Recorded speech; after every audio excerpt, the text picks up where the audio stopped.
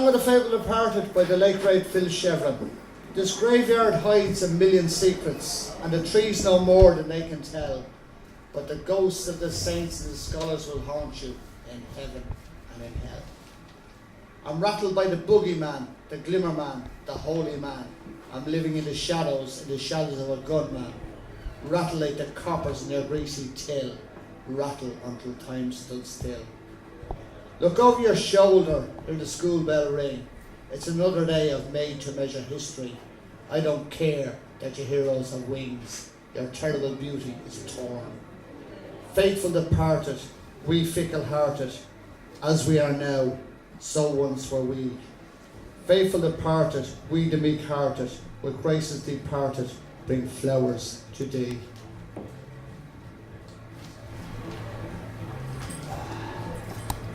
The girls of the Kips proclaimed their love for you. They stumbled in and knew you had a shilling or two. They cursed you on Sundays and holidays of abstinence when you all stayed away. And when you slept there, a naked light bulb blinded your shame. The shadows on the wall took all of the blame. The Sacred Heart's picture, compassion in his eyes, drowned out the river sighs. Oh, let the grass grow green over the brewery tonight. It will never come between the darkness and the light. There is no pain that it cannot be eased by the devil's holy water and the rosary beads. Faithful departed, look what you started. An underdog's wounds ain't so easy to mend. Faithful departed, we the meek-hearted, with graces imparted, bring flowers to thee. You're a history book that I never could write. Your poetry and paralysis too deep to recite. So dress yourself, bless yourself, you've won the fight. And we're gonna celebrate tonight. Maybe we'll even climb the pillar like you always meant to. Watch the sun rise over the strand. Close our eyes and let's pretend it could somehow be the same again. I'll bury you upright so the sun doesn't blind you, and you won't have to gaze at the rain and the stars. Sleep and dream of chapels and bars and whiskey in the jar. Faithful departed, look what you started. An underdog's wounds ain't so easy to mend. Faithful departed, there's no broken hearted and no more Trieste in this world without end.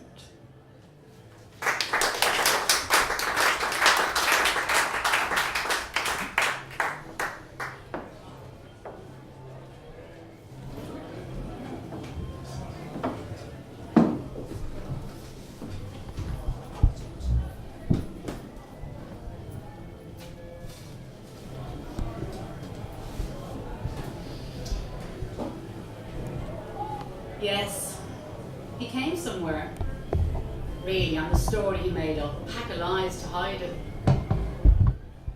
Yes, because the day before yesterday, he was scribbling a letter when I came into the front room to show him Dignam's death in the paper.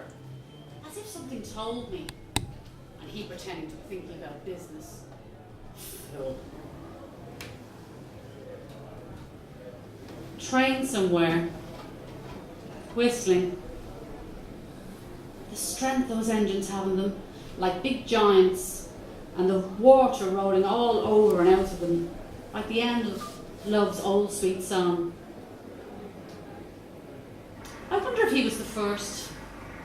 I nearly jumped out of my skin. He was the first man to kiss me. It never entered my head what kissing meant until he put his tongue in my mouth. I put my knee up to him a few times to learn the way. What was it I said? I said I was engaged, for fun, to the son of a Spanish nobleman named Don Miguel de la Flores. Many a true word, said in jest. What was his name? Jack. Joe. Harry Mulvey.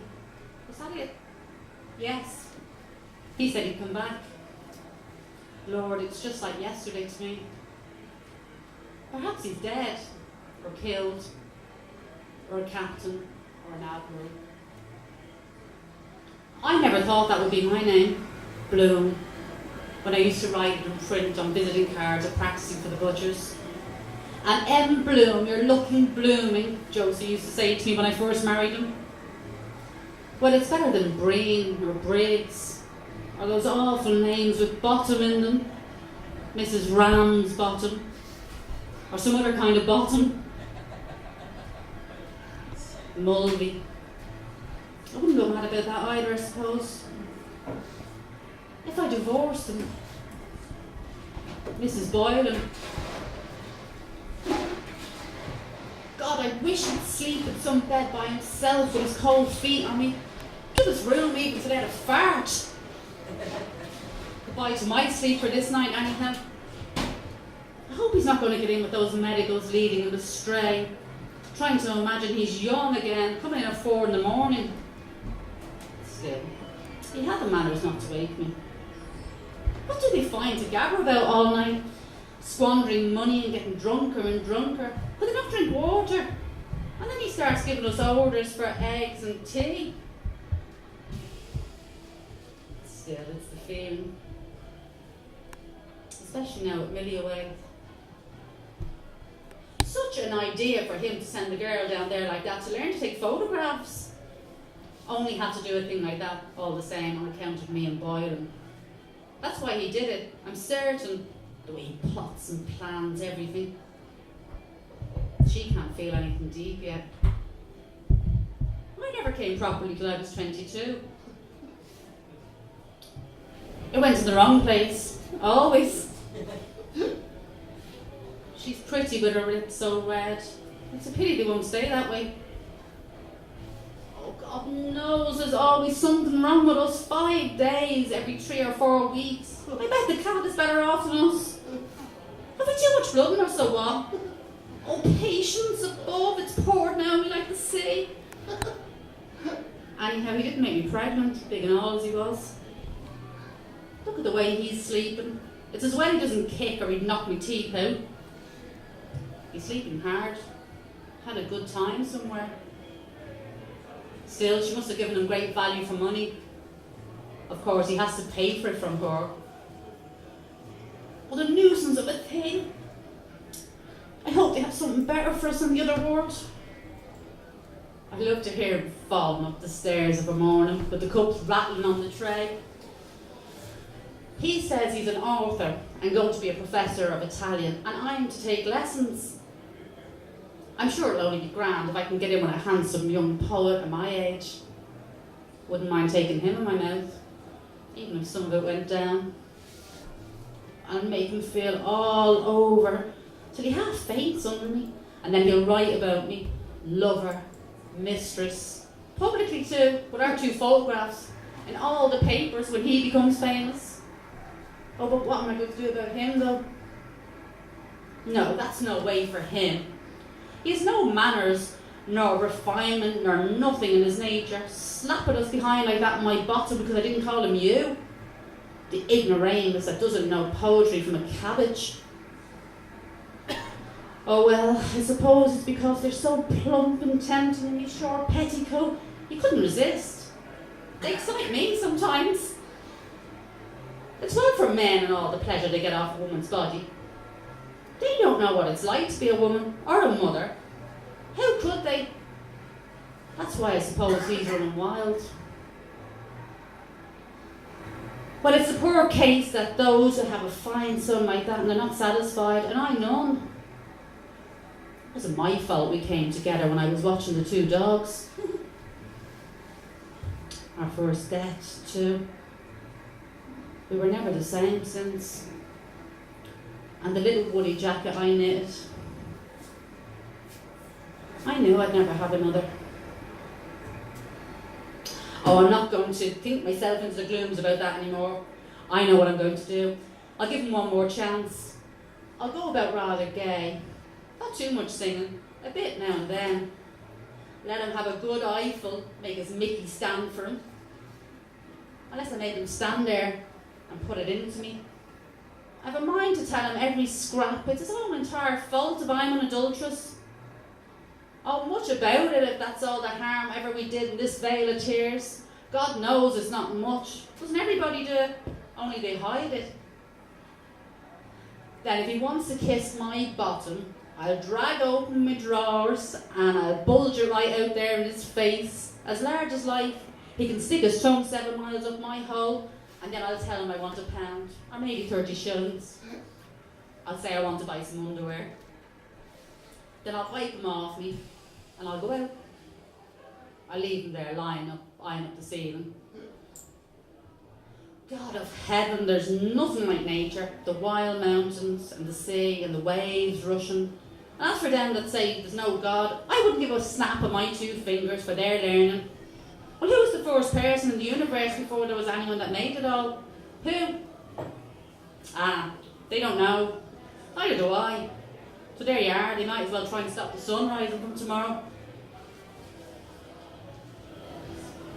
The sun shines for you, he said, the day we were lying amongst the rhododendrons on Hope Head in the grey tweed suit and the straw hat. The day I got him to propose to me. Yes. First I gave him a bit of seed cake out of my mouth. And it was leap year, like now. Yes, 16 years ago. My God, after that long kiss I almost lost my breath. Yes. He said I was a flower of the mountain. Yes. That was one true thing he said in life. And the sun shines for you today. Yes. That was why I liked him. Because I saw he understood or felt what a woman is, and I knew I could always get around him. And I gave him all the pleasure I could, leading him on until he asked me to say yes.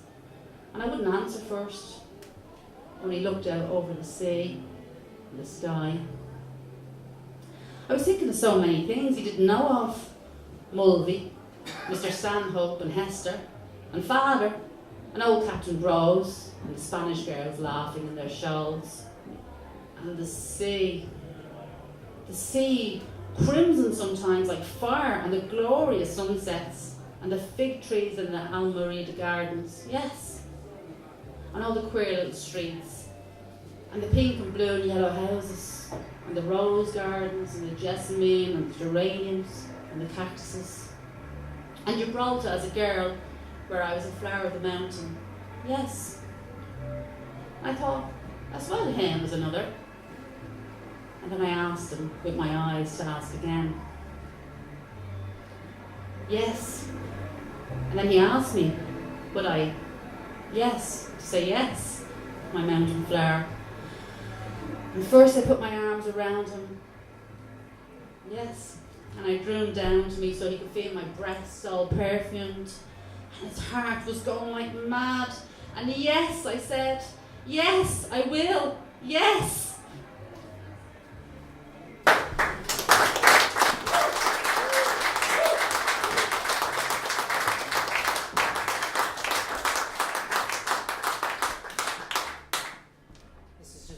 Piece from James Joyce's The Dead.